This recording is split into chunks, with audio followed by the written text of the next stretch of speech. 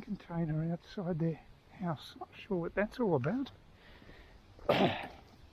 There was a delivery truck up this end of the street the other day, so I was hoping to find a few bargains on the stock market today, but it didn't materialise. You can never tell with the stock market. It was pretty. They had a very rough day in the US as a lead, and that generally means that Australian stocks are going to get battered a bit, but they didn't really. I think actually it ended up being slightly ahead. So that was strange. So I didn't get to buy anything. Coles actually did dip below $16, down to $15.97, but unfortunately I tried to get it at that price, but it didn't return to that figure. So that was the only thing that was really close to purchasing.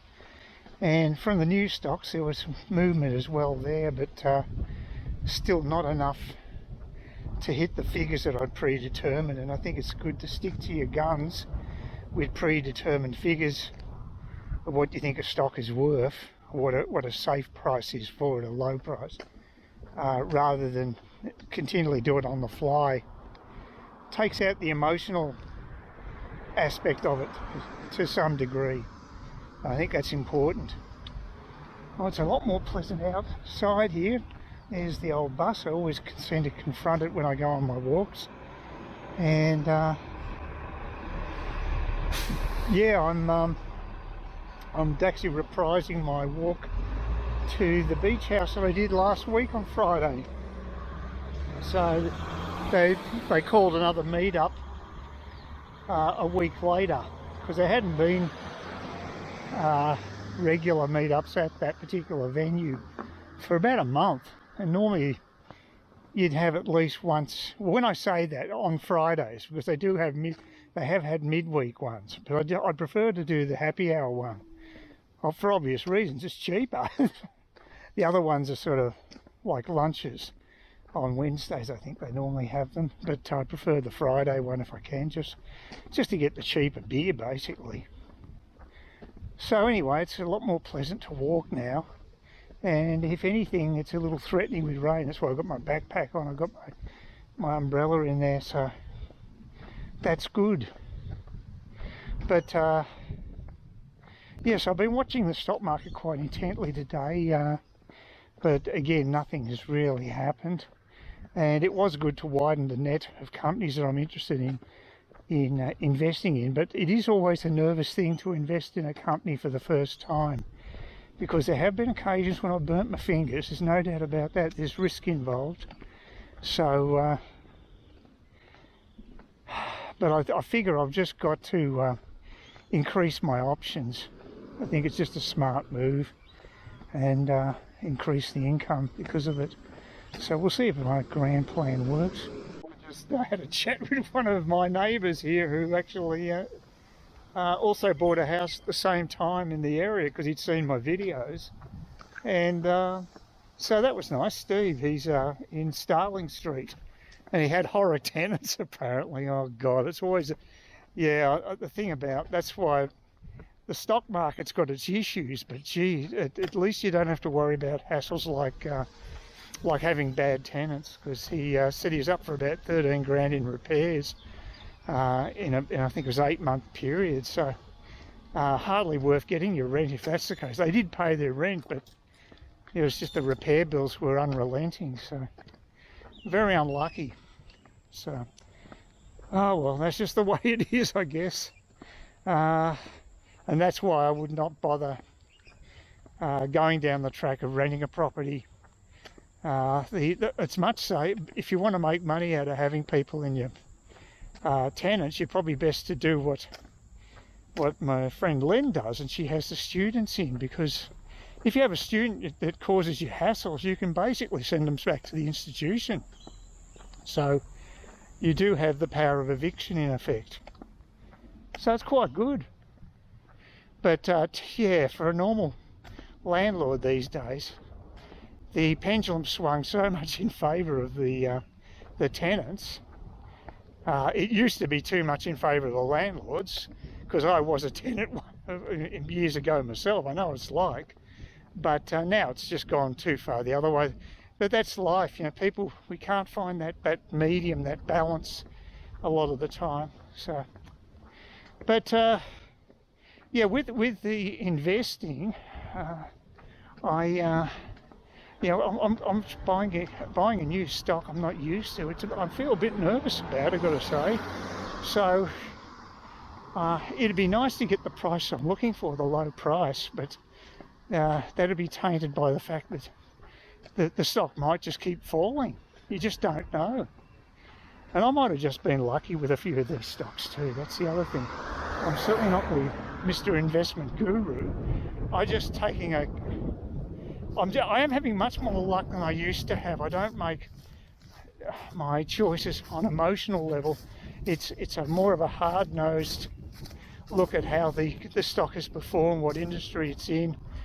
I feel as though something like providing basic foodstuffs is a very safe type of industry to be in.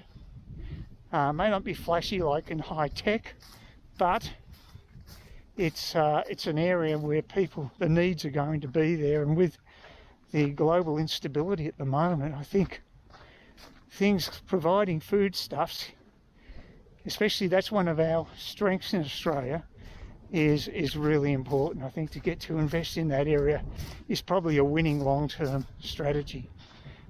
Mind you, I'm also looking at investing in pharmaceuticals as well, which is a bit riskier obviously, but again, higher risk but higher reward as well. Can be quite volatile. So anyway, just there's lots of options, but I wasn't able to purchase anything today. I thought it might be one of those days where there'd be a few buying options, but there hasn't been. GrainCorp did slip again. It did drop down, but it's just not at a price level that I want to buy at. I want it to fall below a certain point before I'll touch it. So it's got to get back into the $7 region, in the high sevens, for instance, and then I'll be prepared to buy it again, but not while it's still in the over $8. So it's just that's how I see it. Others will have different opinions, no doubt. But it was a nice breeze. I left a bit earlier, so it didn't really matter. I had a bit of a 10-minute chat with Steve, who just drove up and sort of said hello. I didn't know. I was thinking, do I know this guy? And I remember he posted messages, but I've never seen his face, so I was at a disadvantage. But that's fine. Anyway, and it sounds like he and his other half are doing a lot more exercise up here than I'm doing, so it should shame me into basically getting more motivated to walk around a bit. Definitely getting longer. This is almost 6 o'clock and there's still plenty of light here. Just had 4 schooners at the beach house happy hour, so that was $5.50 each, pretty reasonable. I'm going to go back home and have a pizza, a Supreme Pizza, street pizza I think it is. I can't remember it's not one of the McCain ones, but it's one of the few things I actually delivered from Coles yesterday I should say, because I didn't get any of the mineral water. That was all gone. I didn't get any of their tomato juice and or dry biscuits, the water crackers. They didn't turn up at all. Totally out of stock. Supply chains are crumbling, but I did get the pizzas, so I will be adding my own capsicum to the Supreme pizzas that I actually did get delivered, the 2 of them. Well, I'll have one tonight, I won't have 2 pizzas, but yeah, so that'll be good. It's funny, actually, I was talking to one of the people at the meetup, and she's from Melbourne and lives in Cowes, down down south of Melbourne, and she grows her own capsicums, plus other stuff. She grows quite a few different things, but the capsicums aren't ready for harvesting yet, so they are. They've been ready for harvesting here for a few months, so that's the difference, I guess. The seasons are totally different. And but it's interesting that she's also doing the same thing, that she's using her own homegrown stuff in conjunction with the store-bought pizzas. So I'm not the only person doing that. It's obviously a bit of a trend. Well, I know my cousin does that too. They're growing a lot of their own stuff in Lilydale. Even spuds. They're growing their own spuds. But I wouldn't go to that extent. I think growing pumpkin as well. Pumpkin's fairly easy to grow, and I probably should do that myself because I quite enjoy it. But one thing I can't grow is beans and peas unless you actually plant the seeds. You'd have to grow it from about April onwards. And see, I was over in Vietnam in May. That made that impossible because I wouldn't have been around to actually look after the plants in the interim. That's okay. Hopefully my bus will be here soon. It's supposed to be here at 6 o'clock in the evening. And it could be turning up now, but who knows. On the final leg back home after taking a bus ride. And the poor old bus driver had to deal with some dickhead at Trinity Beach who didn't know where they were going. As a matter of fact, they got off at the shops, which were only a few bus stops down from where the actual Trinity Beach stop is. So, yeah, I think the old bus driver was pretty frustrated having to deal with this guy who was pretty zonked. So it's a hard job. I have another ride on the e-bike. It was a bit windy before, but it's calmed down, so I'll give it a go. Go for an alcohol run to Liquorland. So it's been almost 2 weeks now since I've ridden on this bike. So I'll be interested to see how I handle it. The battery's held up really well. So, yeah, it just seems like it's never going to die. But I'll have to do a recharge at some stage. Alrighty, the fun part starts.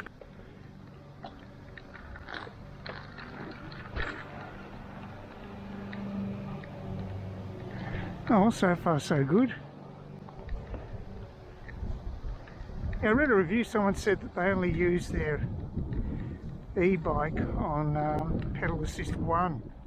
Said it's too much if they go up to 3, but it's not how I see it. The guy in Vietnam tends to agree. He uses 3. Yeah, I've just got up to 3 now, so it's good.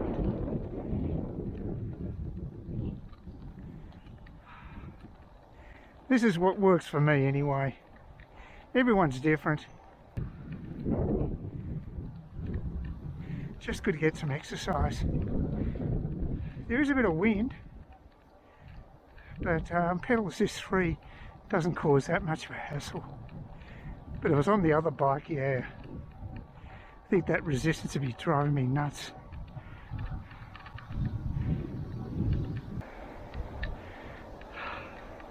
Yeah, I had to get some washing done today, and the spin drying on it's died. So I had to put all this soaked clothes on the rack.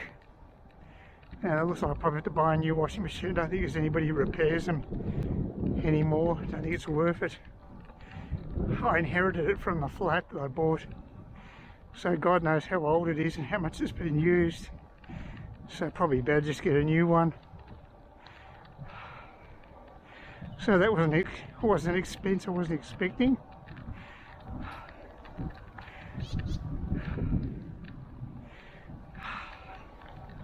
Got about 4 years out of it, I think. So probably not bad. No repairs required in that time, so I guess that's all right. Here's Cottesloe, busy road.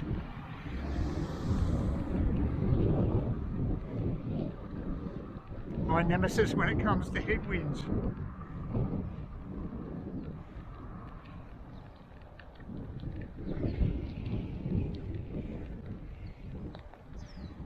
Yeah, keeping a steady 16, 17k speed.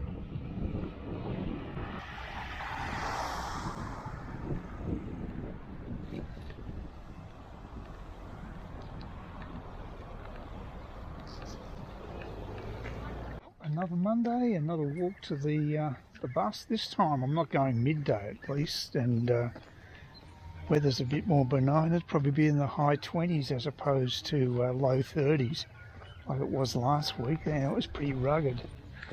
My washing machine died on me yesterday, which was a bit of a problem. I'm pretty sure it's died on me anyway, because the spin cycle is cactus now.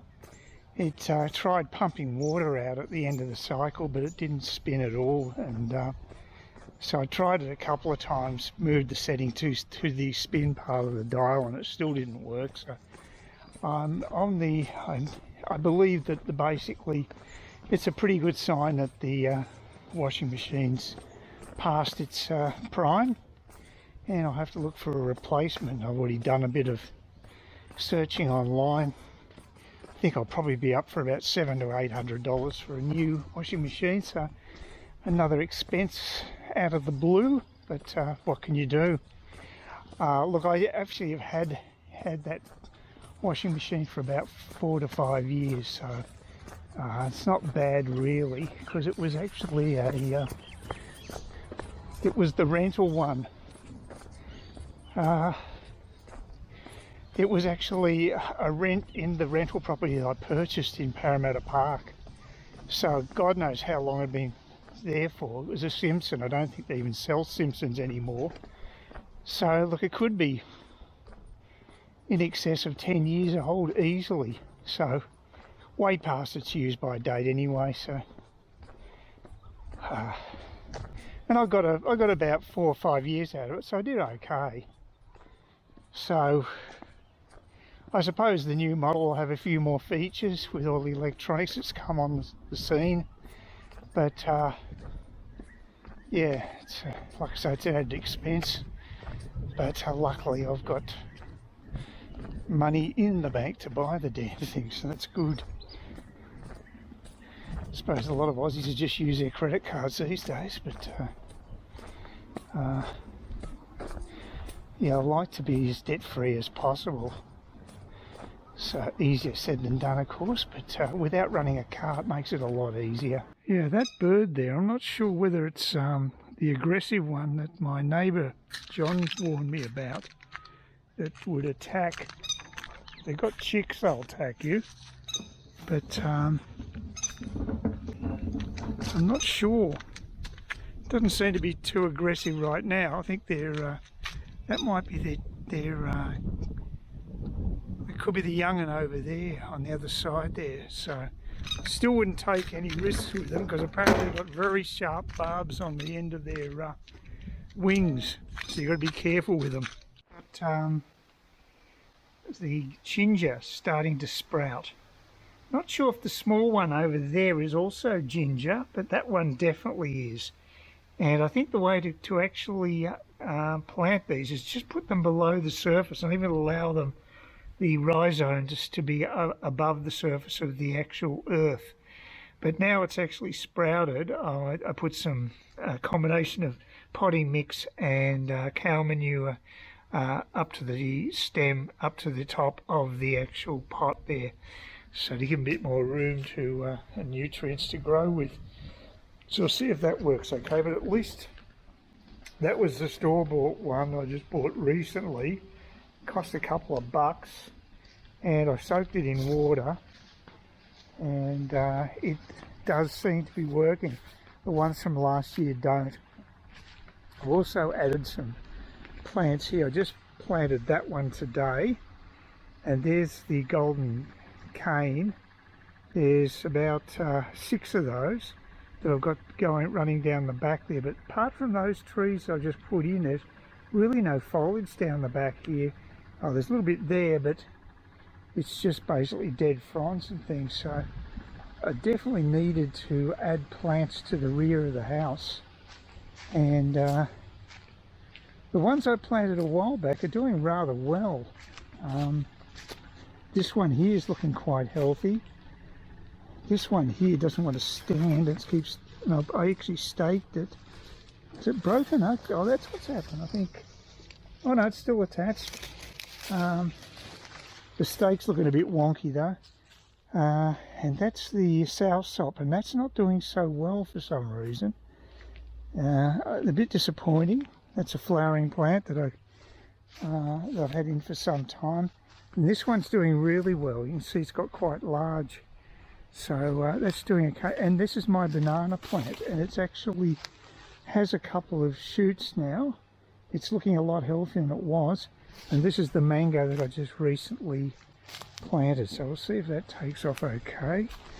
I could probably do another plant here, I think. And that's another one I planted, a flowering plant. And I had to stake that one as well. So, but I think I'll need another plant just here to provide a bit more of a screening, or over here. I definitely need some more foliage, and these are the ones, the ferns that I've just recently planted. I mean, they're okay, but they're going to take a little bit of establishing. Those ones I've had in for probably a couple of months, and so they're doing quite well, so hopefully these will catch up. And there's 2 more to go, and I might put them over there on the fence. So I've got 2 of those, and I've got 1 more of these type of plants. So, and that'll be the end of the current purchases of plants from branches. So this one will go over there, and the ferns will go over there. Now that's the master plan anyway. Please consider subscribing to my channel if you think there's anything there of use to you, or entertainment or whatever. And either do that or give me a thumbs up, or if you're feeling really energetic, do both. That'd be great.